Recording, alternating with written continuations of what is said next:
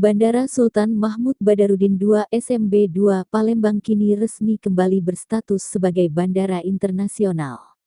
Hal ini menyusul diterbitkannya Keputusan Menteri Perhubungan Republik Indonesia Nomor KM 26 Tahun 2025 tentang penetapan Bandara SMB II Palembang, Bandara HAS Hananjudin di Bangka Belitung, dan Bandara Jenderal Ahmad Yani di Semarang sebagai Bandar Udara Internasional.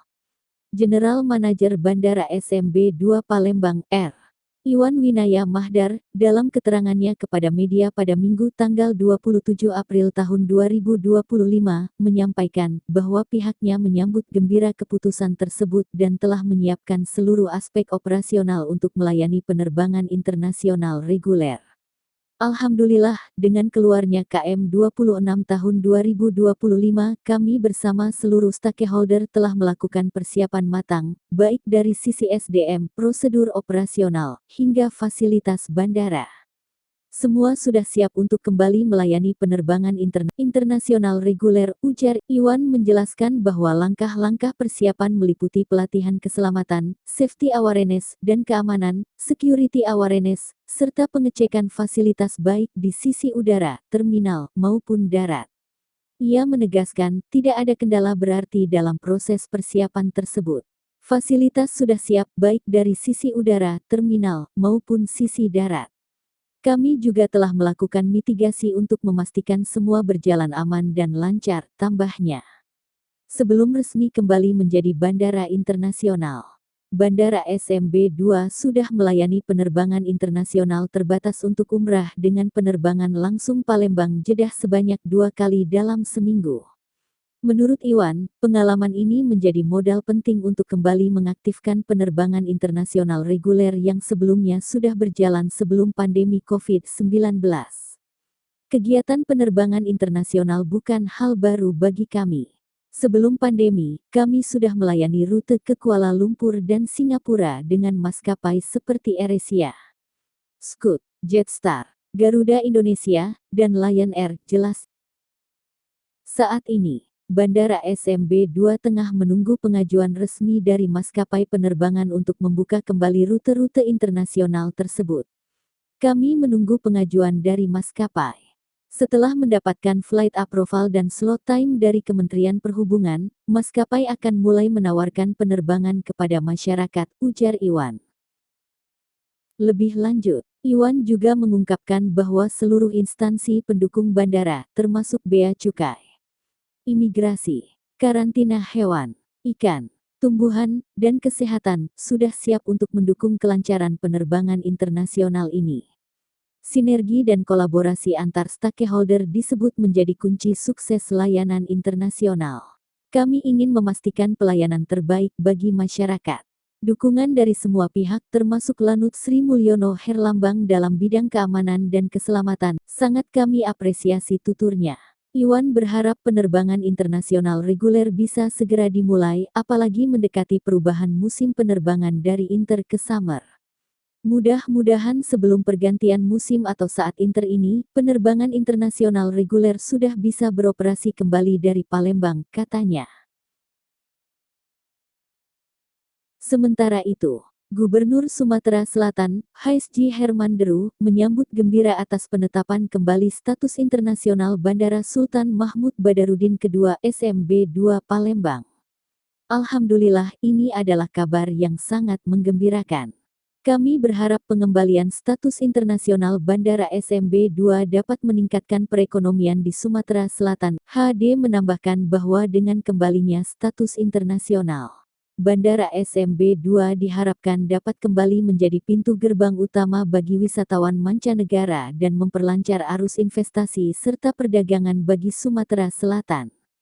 Masyarakat pun kini dapat kembali menikmati kemudahan akses penerbangan langsung ke berbagai destinasi internasional.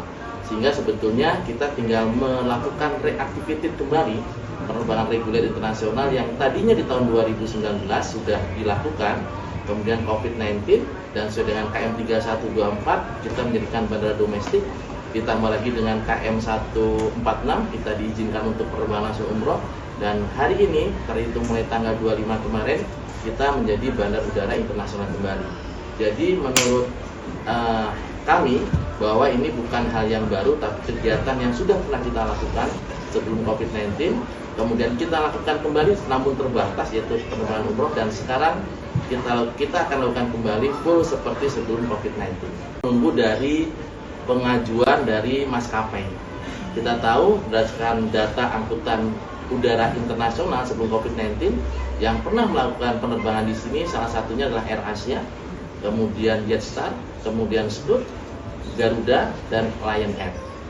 Untuk AirAsia maupun Scoot, Jetstar, dan Garuda Lion Air kurang lebih melakukan penerbangan internasional ada 3 destinasi. Yang pertama untuk destinasi Palembang Kuala Lumpur dengan Palembang Singapura, itu dilayani oleh AirAsia, Scoot, dan Jetstar. Rata-rata 1 minggu sampai dengan 3-4 kali penerbangan. Jadi tidak weekday, kecuali ketika terjadi event momen tertentu mereka melakukan penerbangan weekday. Kemudian untuk umroh yang dilakukan langsung dari Palembang ke Jeddah maupun sebaliknya, itu pernah dilakukan oleh Garuda Indonesia 1 minggu 2 kali, kemudian Lion Air 1 minggu 2 kali juga. Historical data angkutan udara internasional sebelum COVID-19. Adapun kedepannya kita masih menunggu pengajuan dari teman-teman maskapai. Semoga tidak lama lagi ada pengajuan maskapai, dan tentunya maskapai tahu persis apa yang akan dilakukan terkait dengan memulainya penerbangan internasional kembali. Salah satunya adalah pengajuan izin rute ataupun flight approval ke Direktorat Angkutan Udara Kementerian Perhubungan. Setelah itu kita berikan slot time, dan selanjutnya baru secara resmi mereka akan melakukan penawaran kepada masyarakat melalui website mereka, melalui aplikasi tiketing yang ada, untuk bisa digunakan masyarakat penerbangan langsung internasional dari Palembang ke apakah ke Kuala Lumpur, apakah ke Singapura, dan seterusnya. Pada prinsipnya kami alhamdulillah sudah siap semua dengan kegiatan ini, dan saat ini hadir semua stakeholder airport sesuai dengan ketentuan yaitu CIQ untuk bisa memastikan kembali bahwa dukungan penuh untuk kegiatan penerbangan operasional internasional bisa kita lakukan dengan sebaik mungkin. Mungkin 1-2 bulan lagi akan ada perubahan sesional ya, dari winter ke summer. Kita tahu bahwa penerbangan itu ada 2 sesional, winter dan summer, selama durasi waktu 6 bulan. Dan mudah-mudahan harapan kami ya tentunya sebelum sesional ini juga sudah beroperasi, atau nanti juga bisa pas winter berlangsung untuk penerbangan internasional juga bisa beroperasi. Seperti itu yang bisa kami sampaikan, dan selanjutnya kami mohon pengadaan untuk bisa menyampaikan. Sekarang Bapak. Holder dari komunitas bandara yang saya cintai, saya sayangi, teman-teman wartawan. Terima kasih atas kesempatan yang diberikan kepada kami dari Lanut Sri Mulyono Herlambang. Kami dan Lanut Sri Mulyono Herlambang menyampaikan kesiapan kami dalam rangka reaktivasi. Kami sampaikan di sini teman-teman bahwa ini adalah reaktivasi karena sebelumnya Bandara Sultan Mahmud Badarudin II ini dulunya berstatus juga internasional. Kemudian karena COVID tadi yang disampaikan Pak JM, kemudian dibekukan, dirubah statusnya, dan kembali saat ini alhamdulillah dengan usaha dari seluruh stakeholder kembali diberikan status Bandar Udara Internasional. Dengan berubahnya status ini tentunya kami dari TNI Angkatan Udara telah sebelumnya berkolaborasi dengan seluruh stakeholder bandara, meskipun sebelumnya standar yang kami berikan sebenarnya tidak ada perubahan. Dari mulai status internasional sebelumnya berubah ke domestik, kemudian saat ini kembali ke status internasional, tidak ada perubahan standar keamanan, standar keselamatan yang kami siapkan sebagai partner dari Bandara Sultan Mahmud Badarudin II yang dimiliki oleh TNI Angkatan Udara siap mendukung dalam rangka reaktivasi kembali status dari bandara ini menjadi bandara internasional. Insya Allah kami dari TNI Angkatan Udara secara penuh mendukung segala kebutuhan, segala hal-hal yang berkaitan kiranya tentang keamanan yang dibutuhkan di bandara ini dari seluruh kegiatan yang akan dilaksanakannya. Terima kasih, itu mungkin yang kami sampaikan kepada teman-teman.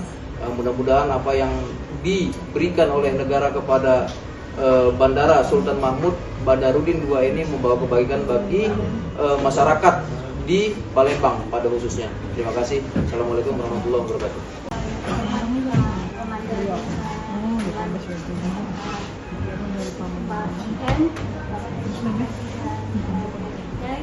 Teman-teman wartawan terkait dengan penetapan kembali Bandara SMB 2 menjadi bandara internasional, Airnav sangat menyambut baik dan mendukung secara langsung terkait dengan penyelenggaraan pelayanan navigasi penerbangan untuk melayani rute penerbangan di Bandara SMB 2 Palembang. Dalam hal ini, Airnav sudah memastikan bahwa dari sisi prosedur penerbangan, kemudian dari sisi fasilitas navigasi penerbangan maupun SDM sudah memenuhi standar internasional, sehingga tidak ada isu terkait dengan pelaksanaan pelayanan navigasi penerbangan untuk melayani rute penerbangan internasional di Bandara SMB 2 Palembang. Dan juga kami bersinergi tentunya dengan Lanut, dengan GM Bandara dan CRQ di sini untuk kemudian sama-sama menyelenggarakan pelayanan rute-rute internasional, sehingga kedepannya kegiatan ini dapat berjalan dengan baik, dengan lancar, dan juga tentunya untuk dapat meningkatkan pelayanan bagi pengguna jasa bandara, meningkatkan konektivitas global juga, dan dapat mendorong pertumbuhan ekonomi di daerah. Dan juga yang utama adalah tetap menciptakan keselamatan dan keamanan untuk pelayanan navigasi penerbangan maupun pelayanan penerbangan di Bandara SMB 2 Palembang. Mungkin itu yang bisa kami sampaikan dari Airnav Indonesia terkait dengan dukungan kami terhadap pelayanan operasional penerbangan internasional. Lalu untuk dari pihak keimigrasian, seperti yang pada dasarnya seperti yang kita ketahui bahwa Bandara Internasional SMB 2 ini sudah melayani rute internasional yang melayani haji dan umroh. Pada dasarnya kami akan mensupport penuh dari kesisteman. Kemudian kami sudah mengajukan juga kepada Direktorat Jenderal Imigrasi dalam rangka untuk meningkatkan kualitas pelayanan yang ada di pemeriksaan keimigrasian. Kemudian seperti yang kita ketahui bahwa di counter imigrasi yang existing saat ini adalah 6 counter, dan 6 counter ada di kedatangan dan 4 counter ada di keberangkatan. Kedepannya mudah-mudahan dari pihak keimigrasian dapat mengajukan autogate seperti di bandara-bandara internasional besar lainnya. Momentum ini adalah sebagai peningkatan kualitas pelayanan dan pemeriksaan keimigrasian. Pada prinsipnya kantor imigrasi kelas 1 TPI Palembang akan mensupport penuh sehingga menjadi pelayanan yang lebih optimal lagi. Mungkin dari keimigrasian itu saja. Terima kasih teman-teman sekalian. Waalaikumsalam. Kami dari Bea Cukai Bom Baru, Bea Cukai Palembang, menyatakan bahwa kami siap untuk membantu pelaksanaan kegiatan Bandara Internasional SM2 Palembang dalam kegiatan ekspor maupun impor di Bandara Internasional tersebut. Selama ini kami juga sudah melakukan kegiatan umroh dan haji, dan selama ini sudah berjalan secara lancar. Kemudian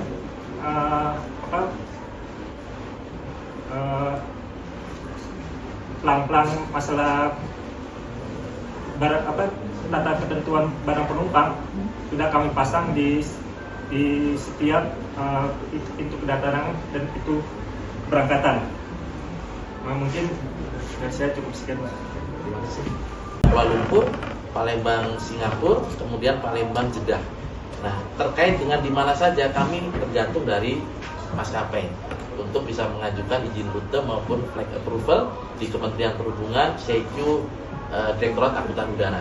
Jadi kalau kita terkait dengan destinasi, kita masih tergantung dari teman-teman dari maskapai. Dan pastinya maskapai akan menghitung dengan demand yang ada. Kalau kita lihat demandnya memang di 2 sampai dengan 3 negara tersebut. Tapi tidak tertutup kemungkinan di saat ini bisa menambah destinasi dengan negara yang lainnya. Mungkin ke Bangkok ya, dan seterusnya kita masih menunggu. Prinsipnya bahwa saat ini untuk aircraft terkritis yang bisa melakukan take off landing adalah tipe 747-400. Dan kita saat ini adalah bandara dengan kategori 8 untuk PK-nya, sehingga kalau di atas itu pasti ada pembatasan RTOW, dan kita akan melakukan diskusi lebih lanjut dengan kementerian terkait, kota dan seterusnya. Pasti ya, karena kalau kita baca dengan Cap 26, kita diberi waktu sampai dengan 24 bulan ya, harus ada aktivasi penerbangan internasional. Kalau tidak ada, maka akan dicabut KM 26 dan kembali menjadi penerbangan bandara domestik. Nah, ini memberikan tantangan tersendiri buat stakeholder yang ada untuk segera bisa memastikan adanya calendar of event yang tadi sampaikan oleh GM Erna, Bu Seli, bahwa itu bisa meningkatkan pertumbuhan ekonomi, kemudian bisa menambah daya saing dengan daerah lain. Ini menjadikan tantangan sendiri terhadap semua stakeholder yang punya kepentingan untuk peningkatan ini.